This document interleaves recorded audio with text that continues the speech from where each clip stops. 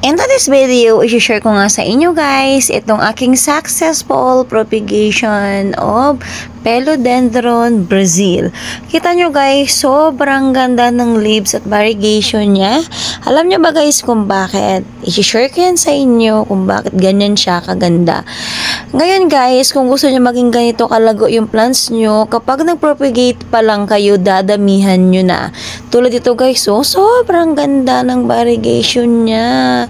As in, alam mo yun, sobrang ganda sa mata. Kaya kung gusto nyo na maging ganito yung plants, ipapakita ko yan sa inyo guys next vlog kung paano ako nag-propagate ng ganyan kalago. So sa bandang likod guys, humaba na nga siya ng humaba. Ayaw kong i-cut dahil nang hinayang nga ako. At gusto ko nga ito i-display sa loob ng bahay.